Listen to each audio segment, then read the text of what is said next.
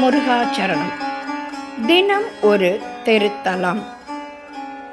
திருப்பூர் மாவட்டத்தில் இன்று நாம் காண இருக்கும் கோயில் கொங்கணகிரி முருகன் கோயில். இந்த கொங்கணகிரி முருகன் கோயிலில் முருகப்பெருமான் குமாரசாமியாக வீற்றுள்ளார். 1000 ஆண்டுகளுக்கு முற்பட்ட பழமையான கோயிலாகும். கொங்கண சித்தரால் பிரதிஷ்டை செய்யப்பட்ட கோயிலாகும்.